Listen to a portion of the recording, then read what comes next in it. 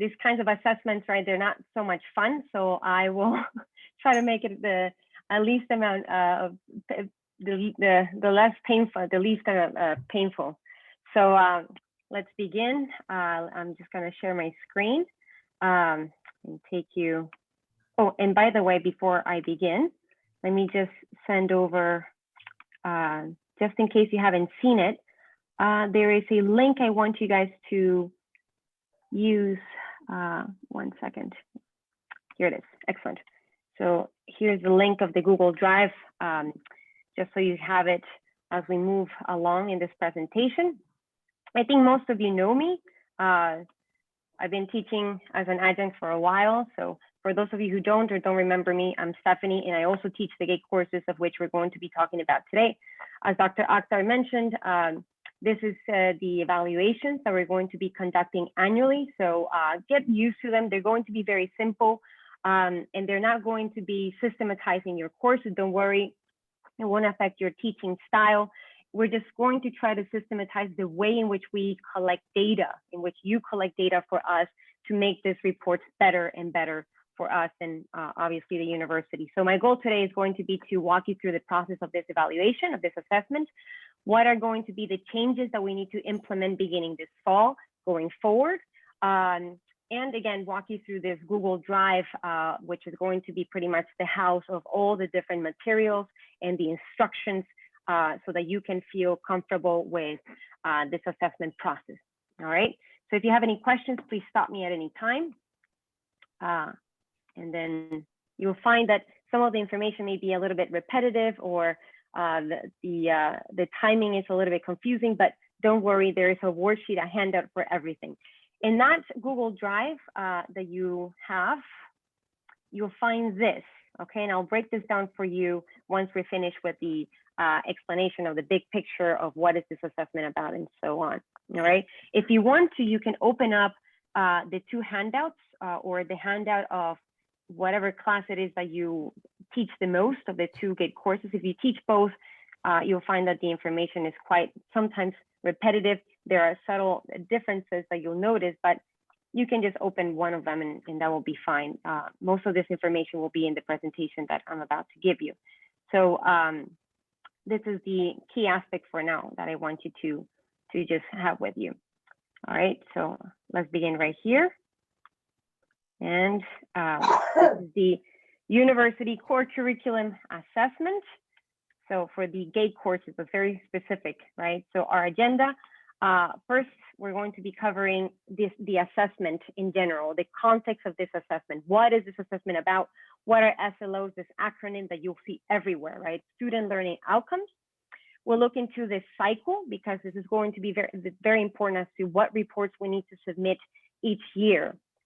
And there will be a form for you to submit depending on the year. You'll see how the university has divided the cycle into odd years and even years. Okay, so just bear with me. So first, the big assessment in general.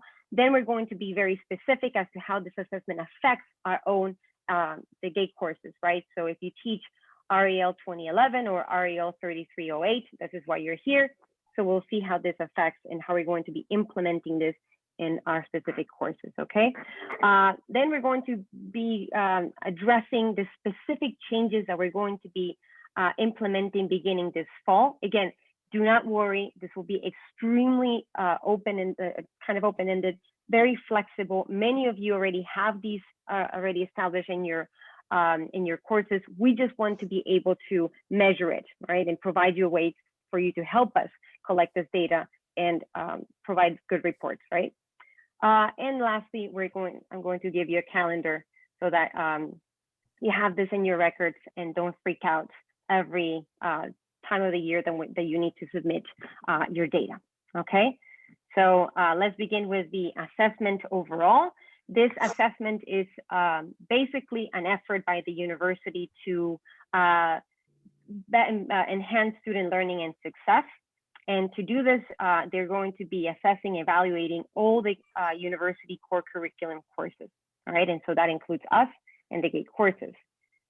This evaluation is based on what they call student learning outcomes, the SLOs, right? This is key. Basically, the SLOs are the foundational skills and knowledge that we want our students to have by the end of our class, by the end of our program, right? So if they walk away with anything, just make sure that they have this foundational knowledge and skills, right? This is what we want them to remember. So the key purpose of this SLOs, of this evaluation, the student learning outcome, right? There's three key purposes here. First, we want to provide a standardized measurement of student achievement and improvement. So based on the outcomes that we set up, and I'll explain this in the next slide, the outcomes that we have for each of these classes, we want to measure how far or how close are students from achieving these outcomes. And I know many of us got together a couple years ago in a workshop. So I know many of us are familiar with the outcomes for both GATE courses because we have the same right on our syllabus, in our syllabi. So we just want to know how close or far are students from achieving these outcomes, okay? And based on the data of the standardized measurement, we want to help instructors fine-tune their courses to help students succeed, right? So what is it that we're doing good? What is it that we can improve, right? And so this is what the reports will address. And lastly, but also very important, this allows us to meet accreditation requirements, right? For state, institutional, and other accreditations. So we want to stay obviously on top of this. So these are the key purposes, all right? Any questions so far? I think this is pretty, this is the boring part of the presentation. So those are the SLOs. So this is the upcoming deadlines, and I wanted to begin with this so that you know exactly what is it that you can expect. The plan of action for the administration, this particular assessment is due every year on October 15th. So we need you to have everything ready. Your deadline is going to be June 15th. There are going to be different stages of the assessment cycle. So we're going to have to submit a specific report every year, the department is, right? By October 15th. Your job and what you're here for is all faculty teaching the GATE courses. The first thing that you need to pay attention to is the implementation of improvement strategies that we'll go over this fall, by this fall, and fill out the forms by these two forms by next year to submit next year, 2022. All right, so we'll look into how to submit the forms of results and the forms for follow-up, which is what they call for the narrative of how these results were actually successful or not, how successful or not they were, and the evidence, some attachments to prove that we actually implemented this. And so I'll give you some examples. So this is the stages. These are the stages of the assessment, all right? I like to think of it in just a very simplified way. The stages are basically the planning of the objectives, of the student learning objectives, how we're going to be collecting the data, right? Of how we're measuring these objectives, the analysis of this data, the reporting of this data, and the using of this data. So this is how it looks like, the assessment stages, right? So the first thing that we need, that we've done or that we need to do as the department, as the faculty teaching these courses, is to establish clear outcomes, or the SLOs, right? The student learning outcomes. And you'll find that these stages, again, this is never ending. Every year, we're going to be producing a report that feeds a particular, an aspect of the stages. So once we have the outcomes, we're going to be, and I'll show them to you in just a moment, we developed the assessment methodology, which is the criteria for success. How are we going, what kinds of exercises, what kinds of particular assignments we're going to be using to measure whether these outcomes are being met or not. Then we go into the data collection, right? And this is what they call results, right? So every time they ask us for results, it's basically the collection of the summary of this data, right? And I'll show you how this examples of how to do this. Then we go into what they call the user results. User results is basically the analysis of this data and the development of improvement strategies. So based on these results, how can we make this better, right? So this will be some ideas that you probably have. How can you make your course better? How can you help students learn faster and more effectively? And lastly, this is the final stage, is the implementation of improvements. And this will be the second and final report of the stages, will be the follow-up and evidence. What did you think about this improvement strategies? Did you think they were good? Did you think that they were not so good? And how can we make them better? And provide us with some kind of attachment, some kind of proof that we implemented these improvements, all right? So I'm going to break this down, each of them per slide, hopefully in a very succinct and simple way. So the very first two stages is what they call the pre-assessment cycle. So this is very straightforward, the outcomes, right? And then the methodology. The outcomes, we already are very familiar with the outcomes for both classes. Again, these are drawn from existing syllabi objectives. And when you see the report itself, you'll find that this is just basically some kind of summarized version. We're not going to list, as you know, we have a very long list of objectives. So we just basically take the most salient or just summarize these objectives. Now, these objectives are going to be used for all modalities of each course. So you'll find that the objectives for 2011 in person are the same for the hybrid and online as well, okay? So we're all familiar with the objectives. Now, the methodology, this is what you have to pay attention to, how we're going to be measuring how successful we are in helping students achieve these outcomes. And we'll have three key categories, okay? The content knowledge, we're going to be measuring it through a midterm, the examination. Critical thinking and written communication, both of these we're going to be measuring through a paper.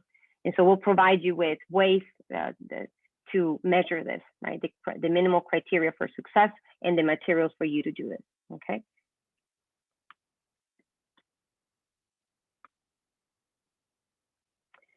So the assessment methods to collect data, this is pretty much one of the, I would say, one of the two most important slides of the presentation. So this is how we have decided as a department to assess the student learning outcomes, right?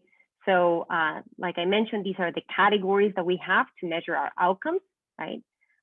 So the closed-ended exam, the minimal criteria for success is that 6 out of 10 students, right, will answer questions correctly from your midterm, right? This is what we have decided. So please, to implement this change, you will have a bank of 10 questions that you'll find in the Google Drive. Just make sure to grab these questions and place them in your midterm.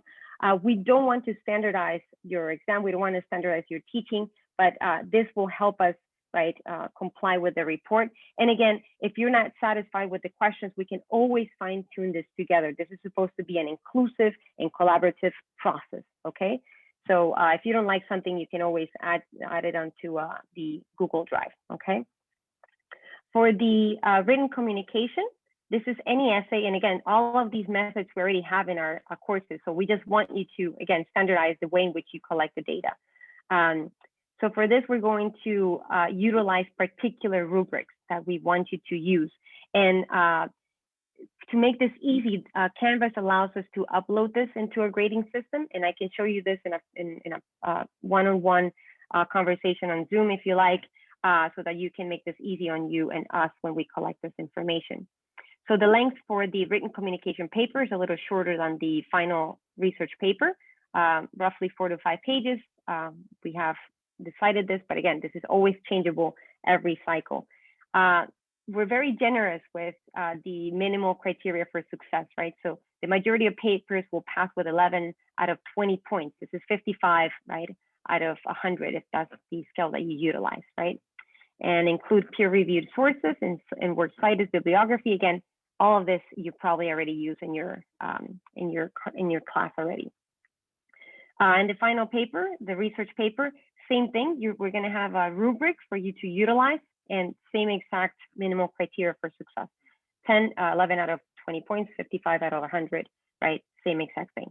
So how to implement these changes? Again, just utilize the rubrics that we have and utilize the questions that will be provided to you through Google Drive.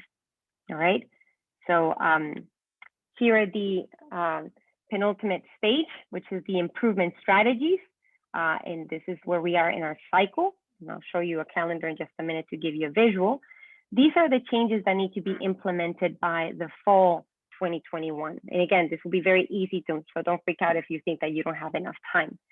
For 2011 and 3308, you'll find a lot of similarities because we want this to be as simple as possible and just to make this very homogeneous so that there is no confusion here.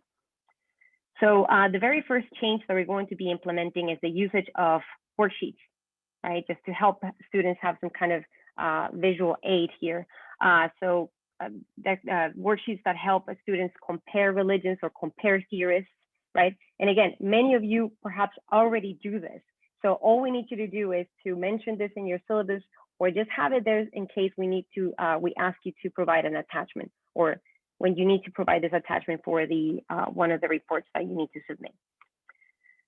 For 2011, we're also going to add an outcome to your syllabus. I'm not sure if this has happened to you or if you noticed this, but when students come to your 2011 class, maybe some of them are confused when they begin to see that they have to remember or learn about theorists, interdisciplinary theorists, and their ideas as to how, right, the functions of religions in society. So why do I have to learn about Durkheim? Why is it that I need to remember Weber and his theory and so on? So that is going to be one of the outcomes that will be implemented. And in the handout that you have, you'll see the rationale for each of these changes and how this is supposed to help each and every single one of these outcomes. So here is, for example, the rationale for 2011. So if you look here, the adjustment of the objective for courses in the syllabus, right? Add an objective. So this is basically how it looks like in your report. We'll be adding an objective that addresses the study of interdisciplinary thinkers and their theories about the functions of religion in society, right? And so this is going to help students prepare better for their exam, for their written, communication portion and the research paper. So I'll show you again how to do this in your own report later, but this will be the justification for this particular change. Then we're going to add the writing center to your assignments. Again, maybe you already do this and you decide how to implement this. Maybe you want to give students extra credit for doing this for your final exam, final paper, or maybe you want to implement this as something that they must do for a particular assignment, right? So you have all the freedom here. We're going to be utilizing rubrics to grade papers, like I mentioned in the previous slide. And lastly, again, those 10 questions to help us collect data from the close-ended examination, your midterm, all right? So these are the changes for 2011. You'll find that they're the same, exactly the same for the world religion class, except for the change in the syllabus outcomes, all right? So we're going to provide students with some kind of a worksheet that allows them to compare and contrast religions, right? So what is it, the problem of evil or the concept of the divine, and so on. Adding the writing center to your assignments, using the rubrics to grade your papers, and using the 10 questions for your midterm. This is what you need to do now, okay? So are there any questions here? I hope that this is simple enough. And again, you may already have all of this in your classes, so we just want you to sort of place more emphasis as to how you mention them on your syllabus. Okay, there's a problem with the link.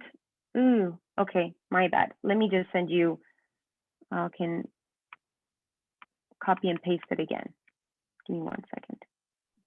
Stephanie, I have a question. Go ahead, yes. Okay, so now I'm seeing this. My question had come up 2 slides before. So when you were talking about the 2 essays, now you were talking about that for both 2011 and 3308, or you were talking about that for 2011? Good. So the reason why I don't specify here the class is because it's the same exact thing, right? Okay. There will be some differences in, so the differences will, yeah, go ahead. Okay, so if I could go on. Okay, so for example, when I see this for 2011, I was with you in that workshop before. This is pretty much what I'm doing. So there's not a big difference. In fact, Valeria and I have been using 10 questions and sharing questions Good. we've been doing, I think in our final, I don't know if we've been doing our midterm, I can't remember, but we've been doing that kind of thing to get some continuity. So, you know, with 10 questions. So we're okay with, I'm okay with that. I guess I'm looking at 3308 and I'm thinking, well, a couple of things come to my mind. Yeah. Is, for example, I do a longer paper in 3308, a longer research paper. It's like 6 to 7 pages and they do one paper. So that would mean I'm not doing that and I'm doing 2 different assignments. But then I also do a coil in 3308 and they have a coil project. So then I'm starting to think, okay, now how am I going to make this work? And do I no longer get to do my research paper, which would equal these 2? Because I just purposely do a different type of assignment in the 3308.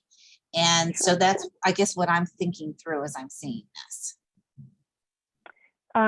So this is, if you're saying you have a, you use the same exact essay twice, just different kind of versions?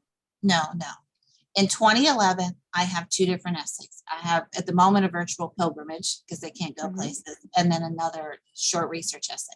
So I can see what I already have in 2011 matching this.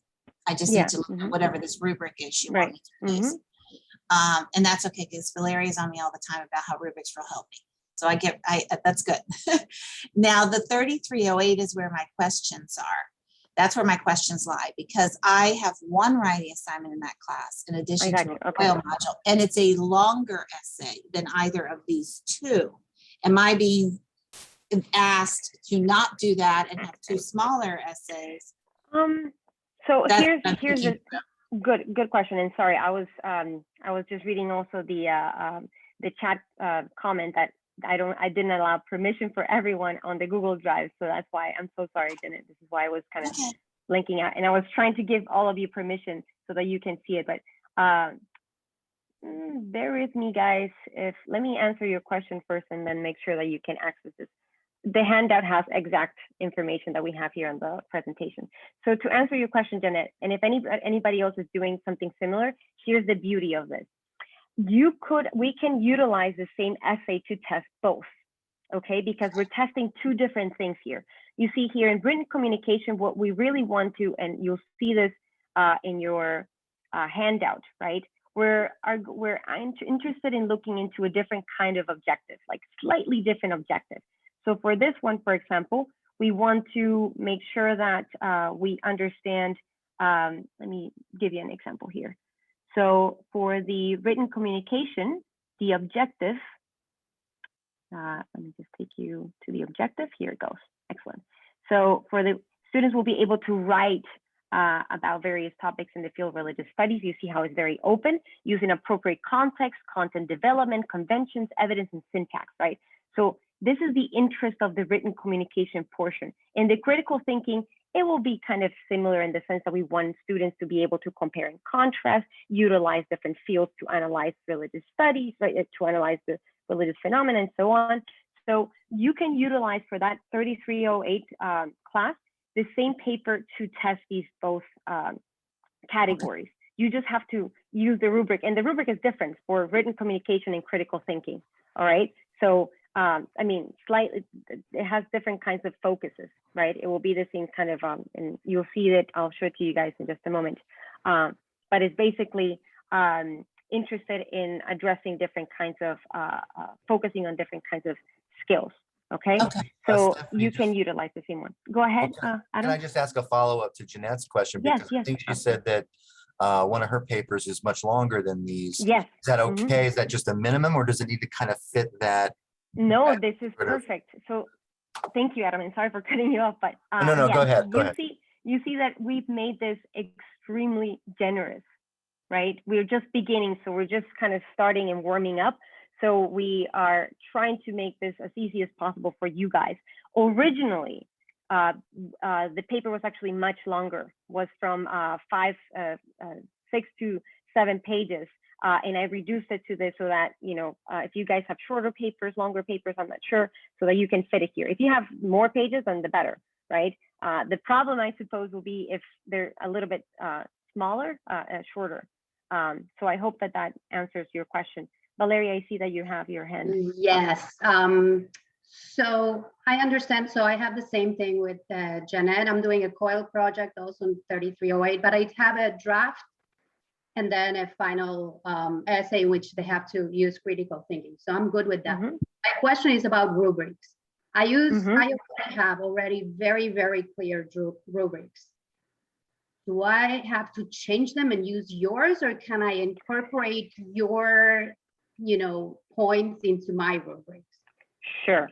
This is supposed to be as flexible as possible. So when you see the rubrics that we have, we just need you for the purpose. This is to make this easier for you. If you like your rubric and it's working out for you, that's fine. What we need to do is by the time of the report that you see what are the categories, right? And that you basically match them and tell me roughly, right? What is the percentage of the students that actually, right? For example, if 70% out of your students, right, got 11 out of 20 points, right? That's pretty much your entire class, hopefully, right? Or a good amount of them. And then below, you'll see how in the report, there will be very specific kinds of questions, right? And so for the critical thinking, you'll see, right, content, I think we have the development of ideas and so on. There's different categories. And hopefully, right, the rubric will help you to break down I can adjust like your categories to my categories, I guess. Sure. Yes. Yes. Oh, perfect. Yes, absolutely. Basically, at the end of the day, what I'm interested in, what I want is just that when you submit your report, you just tell me, right, how students match this rubric. That's it. If if you want to change it here. Yes, please, Dr. Arthur. And good morning, everybody. The main thing, and this is way back when, and I'm happy, sometimes things change and if you follow this process for a long time, the university changes the requirements all the time. When we first set this up, they were very clear. Every thing that we use for this methodology, we call it an artifact. They wanted an artifact that was separate for each of the 3 different categories. So let's say, for example, you say, I'm going to do one paper and I'm going to measure content, knowledge, written communication, and critical thinking all in that one paper. They would say, no, that's not right. So that's why we divided it up into 3. And Stephanie and Iqbal, maybe they changed it since, and you have been working with the people in assessment, but this is actually something I would go back and ask them. And they may say it's okay to combine the written communication, the critical thinking, but in the past, all I can tell you is no, they told us we need a separate artifact for each one of those. They don't want it all in one. About the rubrics, this is in a way kind of locking us in together. And Valeria, I don't know that if you feel that your rubrics can cover the categories that we have, the thing about this assessment is it must be uniform. We can't have each of you doing different things. Now, with the second and the third one, the type of paper may be different, but you have to look at the same thing, okay? So if your rubric doesn't quite fit, you can't really change what this is to fit your rubric. It would have to be either you add something new or you kind of modify your rubric. But it's very, very important that when we measure every section, that it's measuring the same thing. And that's why the questions, it's not really like, you just come up with your own questions. We have to standardize it because they're asking us to come up with a standard in the department that everybody follows, right? And I don't think this has been said before, but I do want to, the biggest question people have with assessment at the beginning is, isn't it just my grades? I assess every student in my class. So why isn't that just assessing? But it's not. Okay, this assessment is not assessing the students. We never use student names. All we do is say, 20 out of 25 students met this criteria.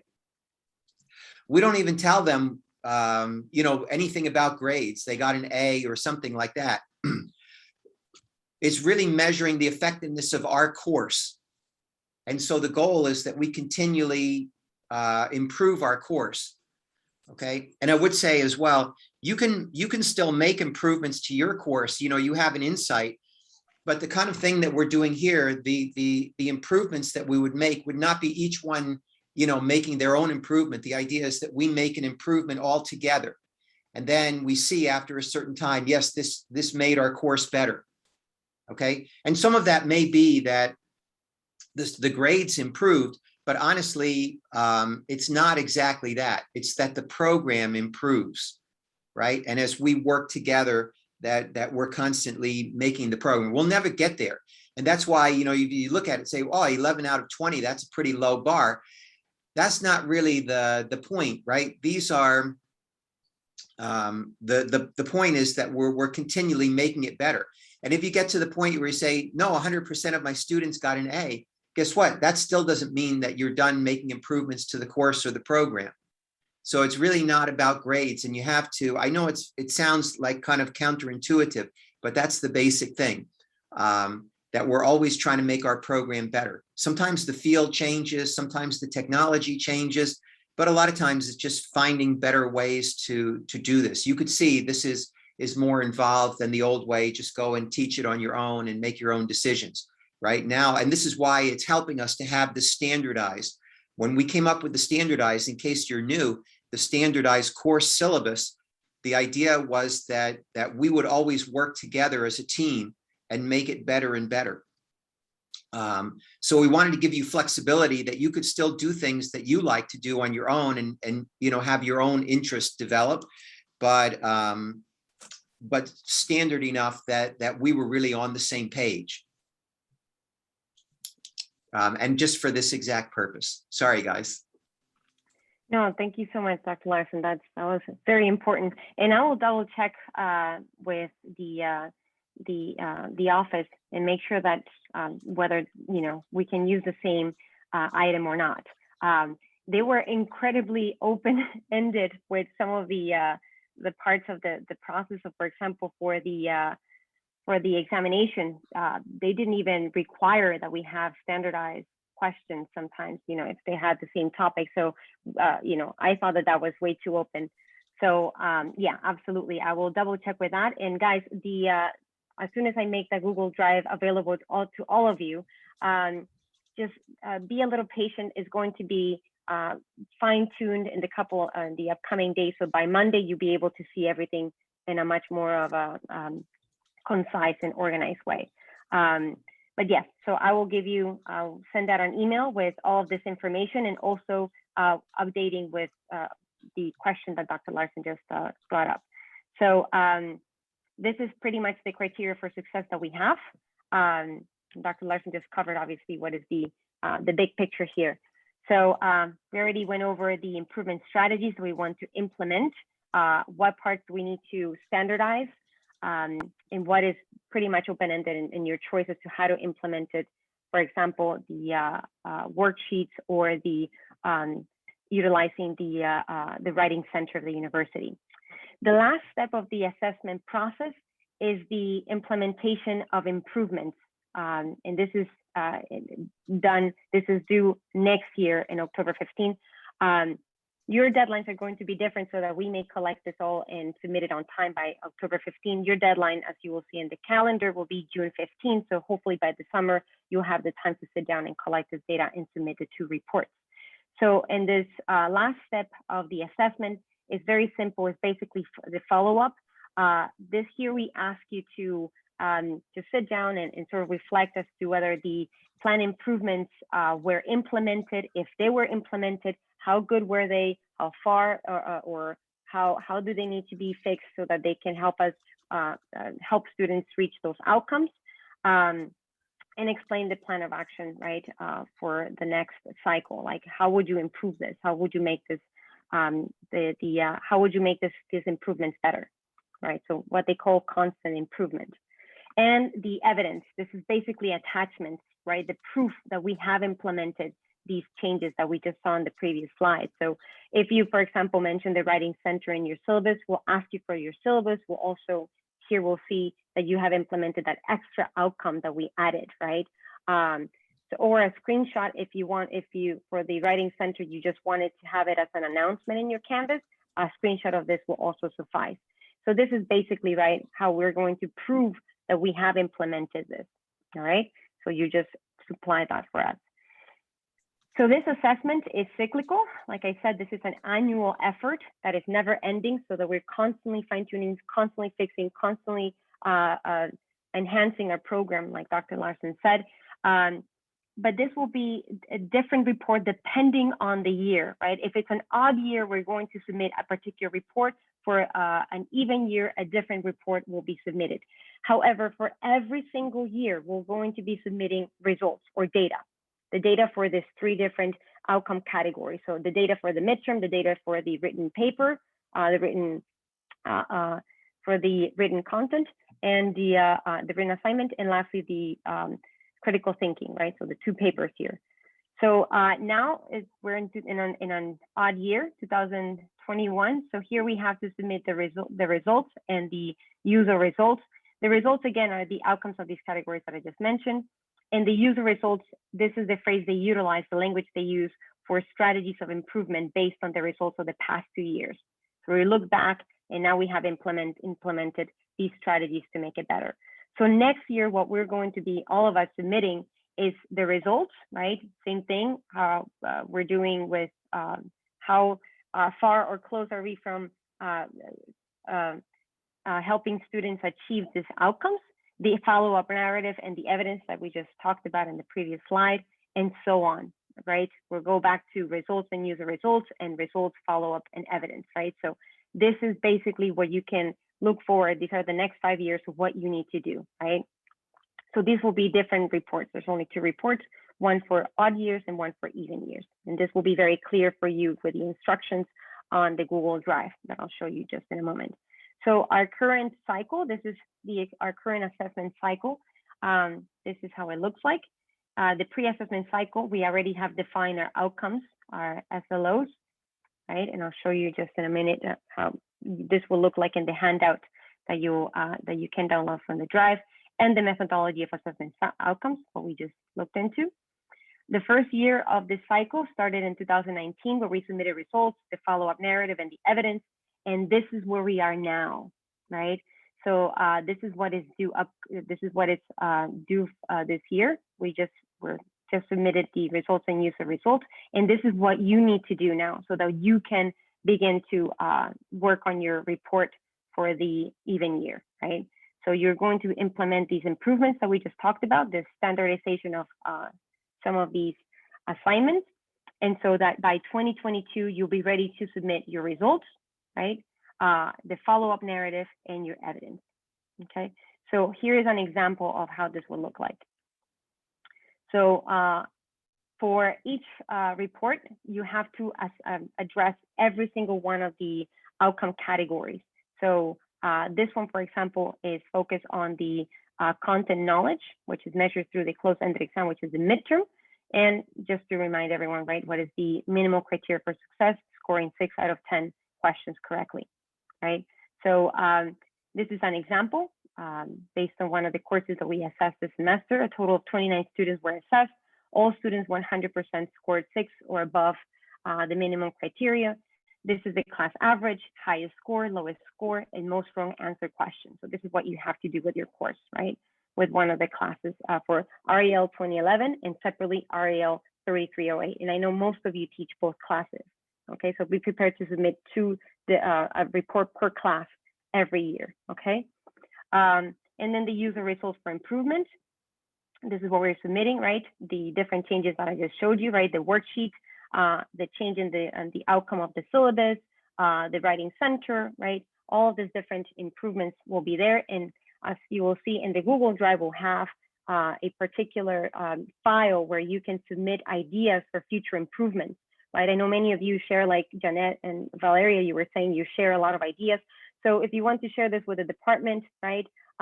Just place them there. Is there a video? Is there an article that you think will be helpful, right, for the future, right? Or ideas that you have to improve the department overall, right? So there's a form that you can fill out and you can tell us how specifically this will address our outcomes, right? So your vision for the department, right, you can include it there. The follow-up narrative, again, this is exactly what we need you to put in, and I'll give you an example too. It's very simple. This is very kind of conversational. We just want you to have a reflection here, right? in the attachments. This is how your report would look like, okay? So let me take you to the Google Drive so you can see what I have for you. Let me see if there's a question on the chat. Do we all have to do it, or will there be different instructors doing it different semesters? Excellent question, Valeria. Everybody will be submitting it. So that way you can also keep track of your own class and your own improvements, right? And then when the department has to come together to collect this information and submit it, right? We have we'll just go by, maybe older instructors to younger seniority in the department, but basically we're expecting everyone to submit this, okay? So that we have all of these records there, and then we can have a better picture for us, ourselves, even beyond the actual university, all right? So this is the SLO assessment checklist that you have for each class, right? The 3308 and 33 and 2011. You'll find again that they have lots of similarities, but pay attention to the little differences here. For example, the rationale for changes, even though we're utilizing many of the same changes, right? So for example, the use of the university resources or the worksheet, they will have a different kind of rationale, a different kind of description as to why this will help students achieve this particular outcome. So you'll have the rationale for changes for each and every single one of these knowledge outcomes.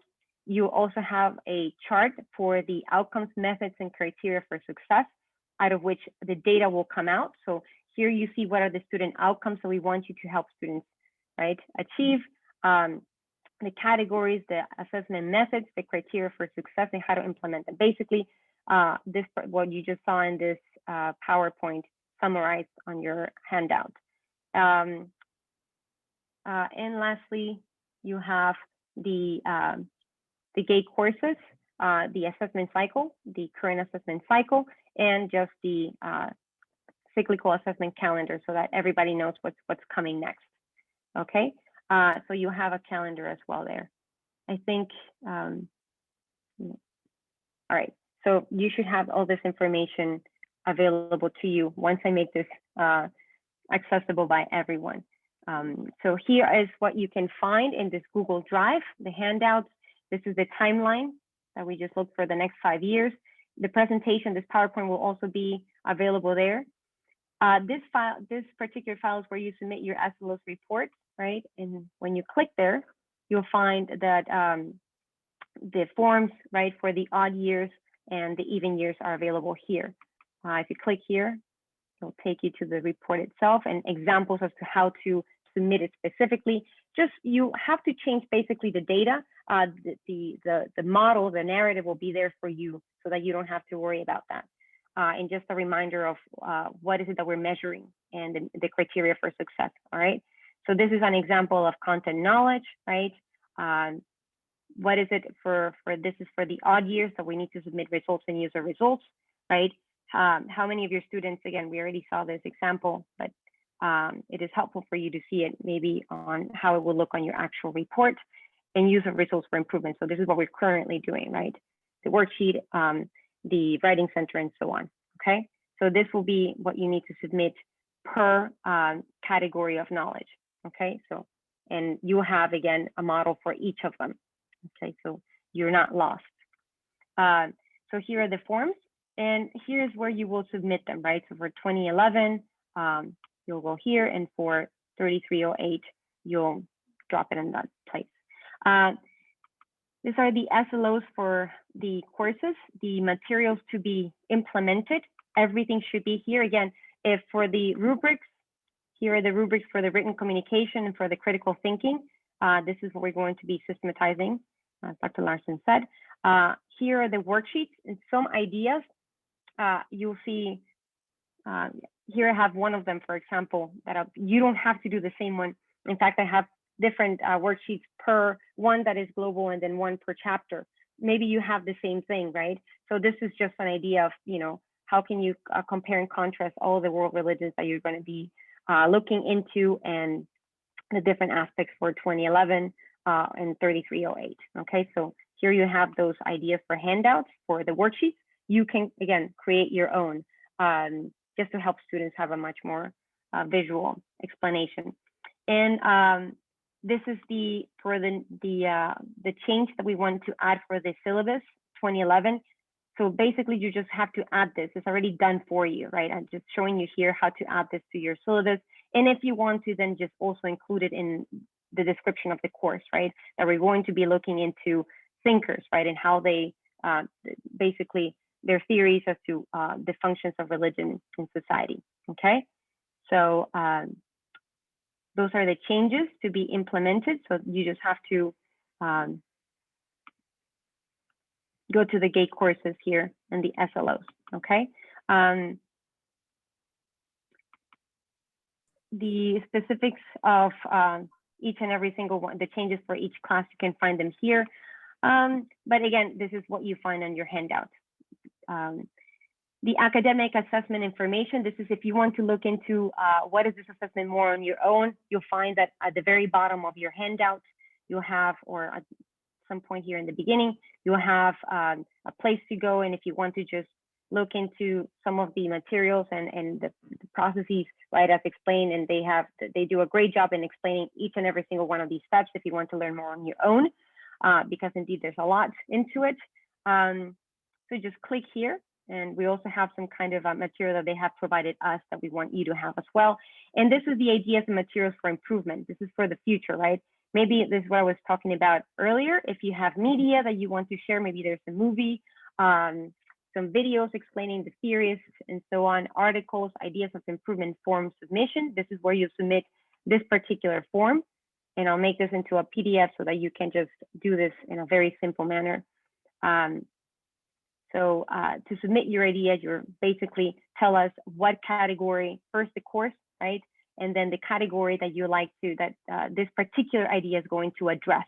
Is it going to address one of these or maybe all of them? For example, in our own report, we have this worksheet addresses content knowledge, written communication, and critical thinking. It helps students develop skills for each and every single one of these categories, right? And then explain how, right? So I'll add an explanation here.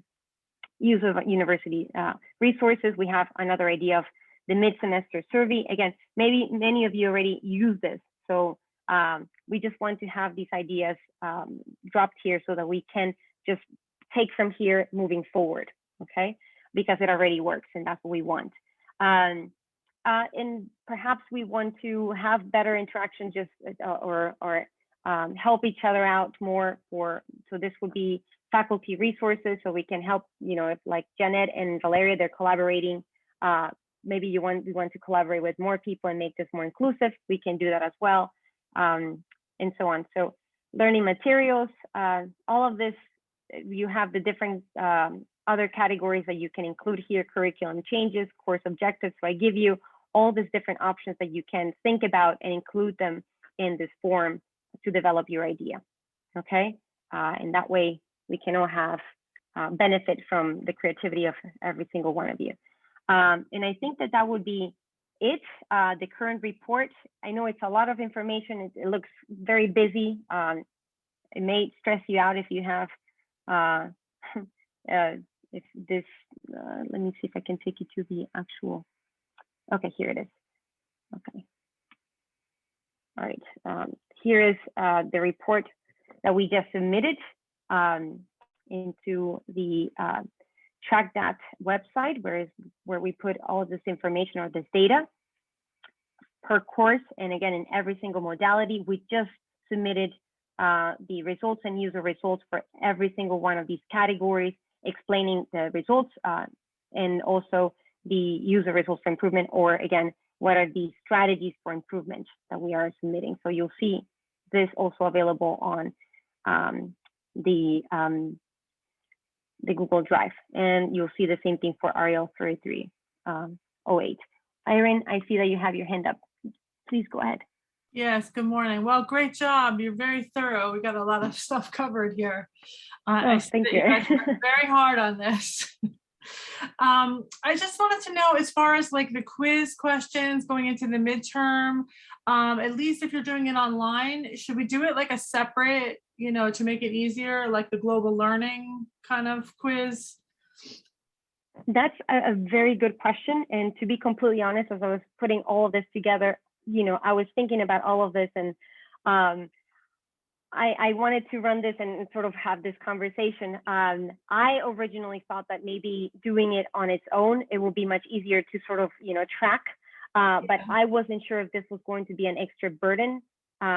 So I will be answering, I think I will be asking this question and discussing this with Dr. Akhtar and Dr. Larson, and then give you an answer to that as we have it for now, just for, I guess, to make it simple for now, we opted for just including those 10 questions in your midterm.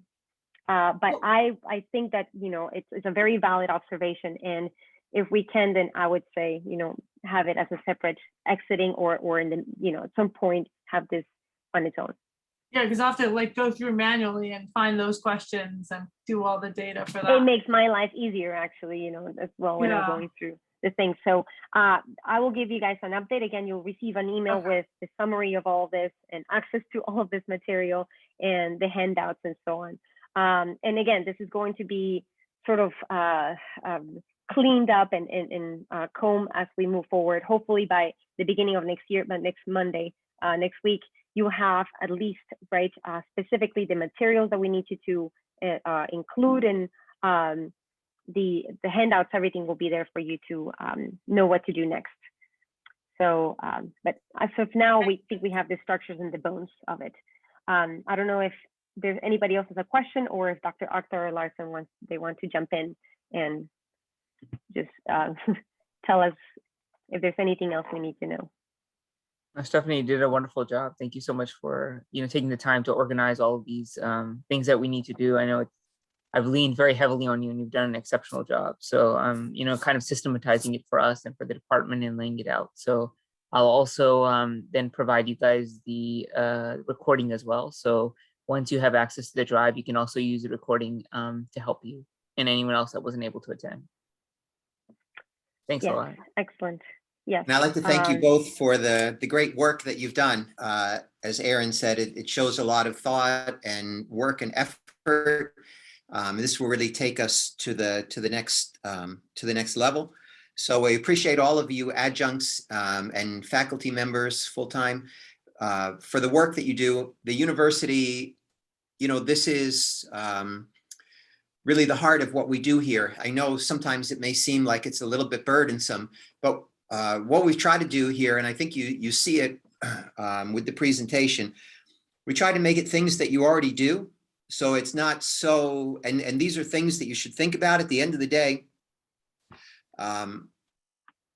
We want you to feel like, yeah, I know what I'm doing, and I'm always looking for new ways. So we try to balance carefully between having standardized things that we could all contribute towards, but we don't want you just to say, okay, here's what I'm given and I can't change anything, right? So we want it to be that you can continually innovate, but that we don't kind of like each off on our own little separate areas where we never talk about this.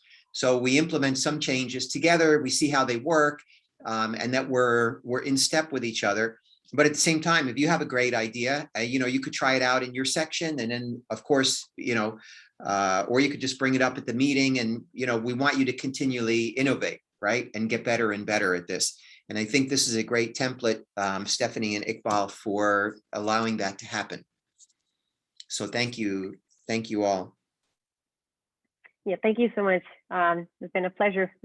It's been a lot of learning process as we go, but thank you everyone for your patience walking through all the assessment process. If you have any questions, don't hesitate. You can just send me an email. I'll put it here on the chat. Just make just my name, and you should be able to find me, no problem. So that's the email that you can reach me at, and then we'll continue to work together as we move forward. Thank you so much, everyone. All right, take care. Have a wonderful day, guys. Nice seeing you guys. Bye. Take Thank care. you. Bye. Bye. Goodbye. Thank you, everybody. Bye-bye. Thank you. Bye. Bye. Bye. Bye.